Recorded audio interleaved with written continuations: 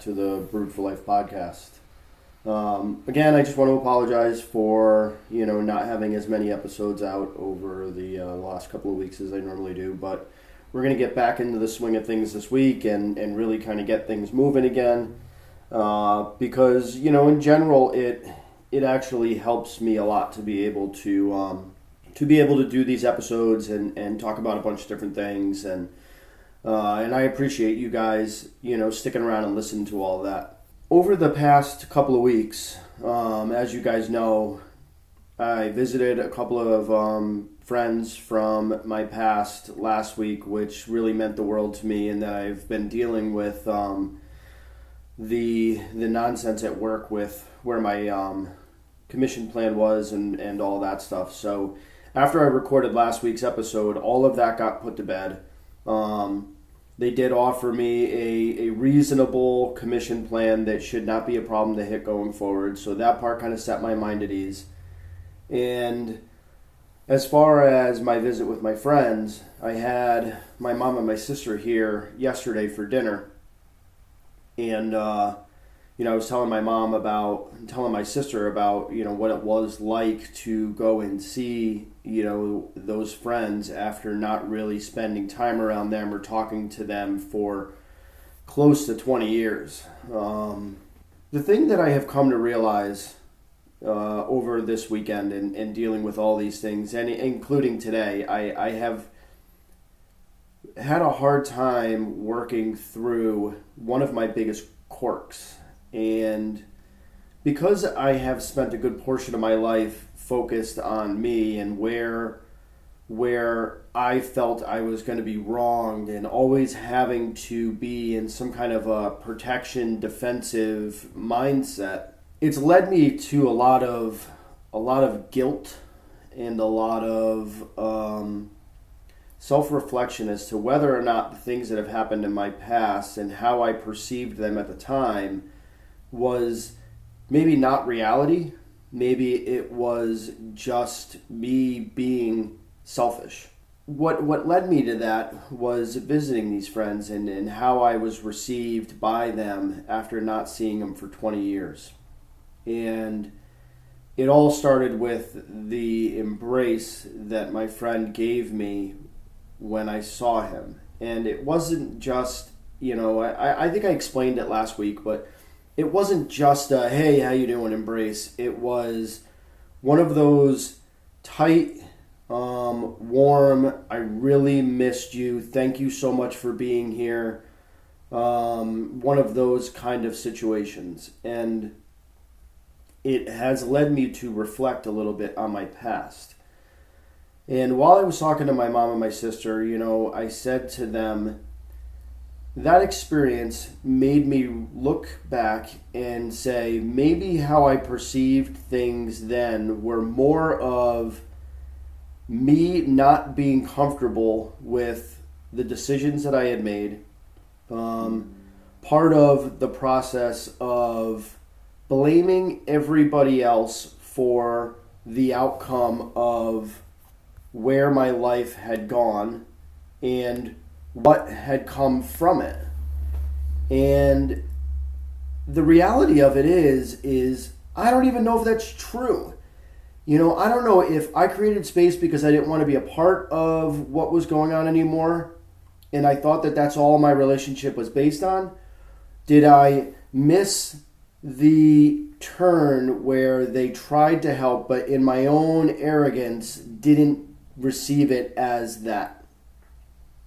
And it definitely made me take a step back. There's one other person who I would love to stop in and see that has made a significant impact on my life, and that is a friend of mine who really showed me what weight training was about, who gave me every opportunity to be a part of his business and a part of his personal relationship.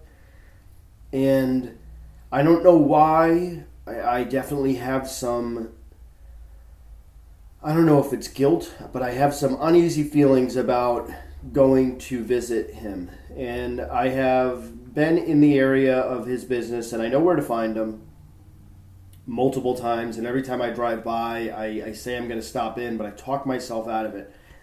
And a lot of it has to do with, I'm not sure how I left that relationship.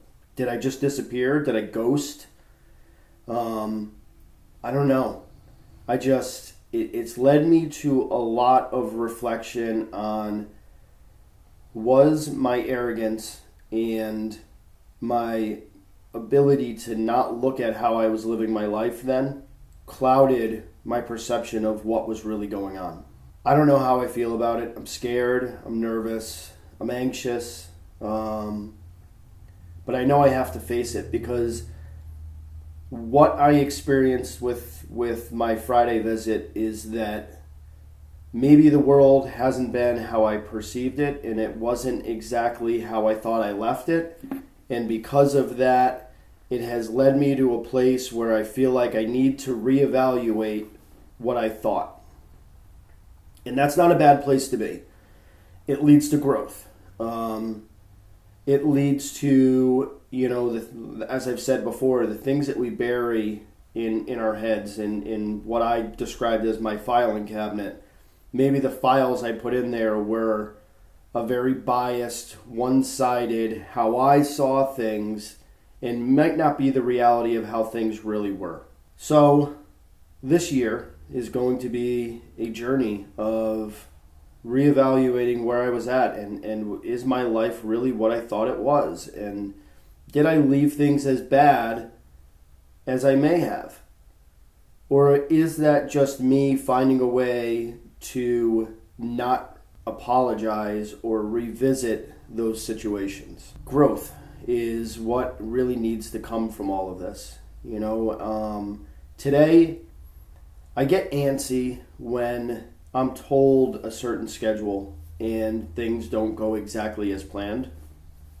And I realize today that might be a fault of mine, but it's a fault of mine because I've spent so much time trying to control everything that goes on around me, that when something is not right and it's out of my control, it frustrates me and it annoys me and it aggravates me. But I look at things in a weird way. And the reason why I say that is because in that situation that I just explained, I can't control what somebody else does, right? So, and I have said multiple times, when from a different stance and a different viewpoint on different topics, that you can only control what you can control. And if you can handle what you can control and keep it controlled, then your outcome and how you handle things going forward is on you. You can't change somebody else's actions. You can't change somebody else's point of view. You can't force somebody to see your point of view. They might be able to understand your point of view, but it doesn't mean that they're going to agree to it. And I've said that a bunch of times when it comes to people's vantage points on politics and some hot topic items within the country right now. And the reason why I bring that up is because things like today, where I got up this morning and I planned my day and I thought it was going to go in these steps, didn't go that way. And the reason why that was because somebody else wasn't on the same plan. And, they had more time to get things done in a window where I thought they were going to be here at a certain time, and they ended up getting here at normal time. Did it really disrupt my day? No, it didn't. But why did it annoy me? It annoyed me because I couldn't control it.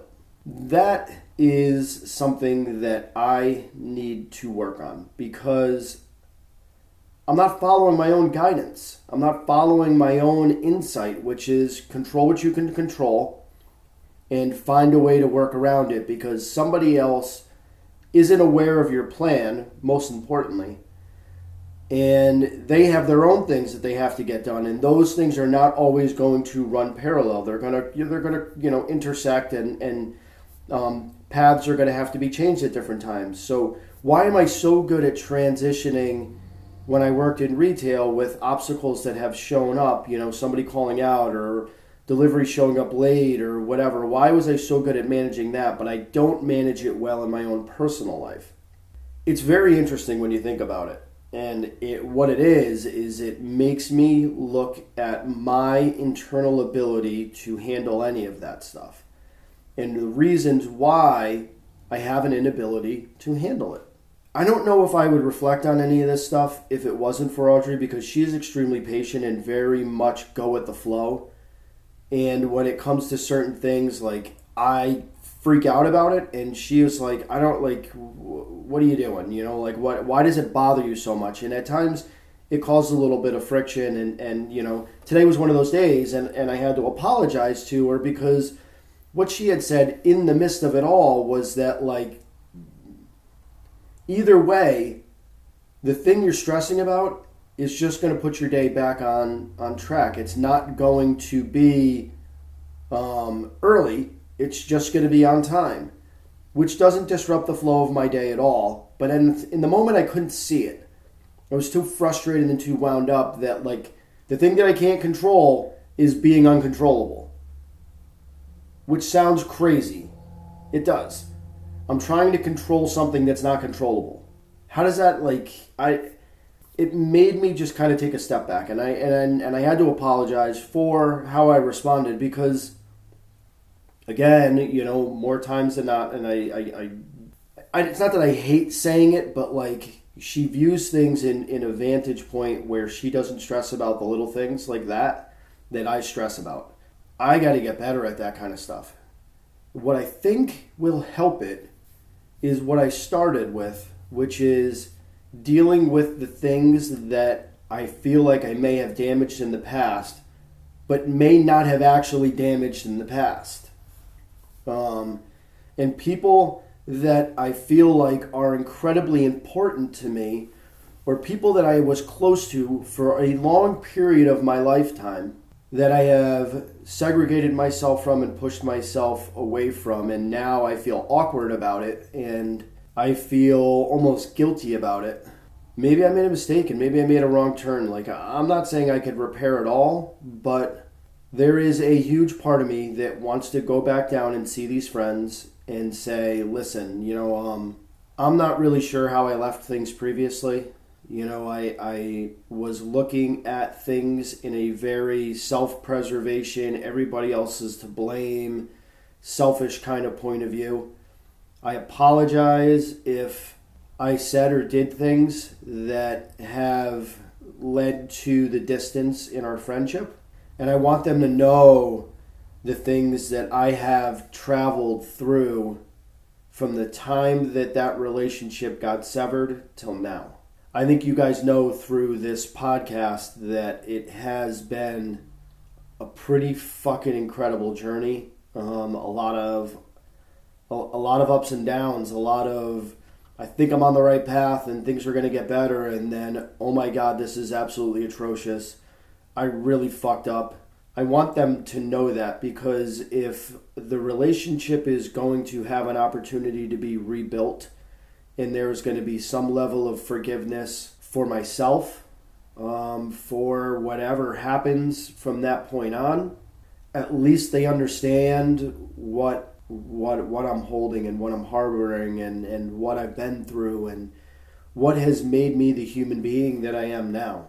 I want my life, for whatever is left of it, to be the best it can possibly be. I want it to really be the best portion of my life. I have had some good moments in my life where I look back at them and I go, wow, that was fucking incredible, and I'm glad I got to experience that. And then I look back at some other times and I go, wow, you were a real fucking piece of shit.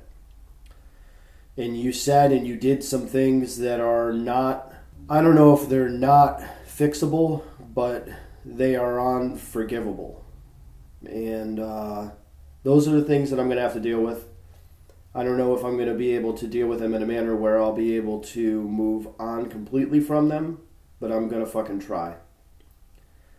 So here's to me, here's to working through this shit, here's to trying to find a better version of me and living the best life that I could possibly live with the people that love me the most. And you guys are going to come along for this journey, so let's get this started. This year is going to be fucking incredible. Thank you so much for following and listening. Jump on the social medias. Check out the Raise the Standard page. There's a link in all the bios for the Instagram pages, all 3 of them, so jump on there and look at that. Now that I'm back on track, I'll get that dad-son community rolling forward and some more videos up on YouTube, so be on the lookout for that. And buckle up. It's going to be one hell of a ride.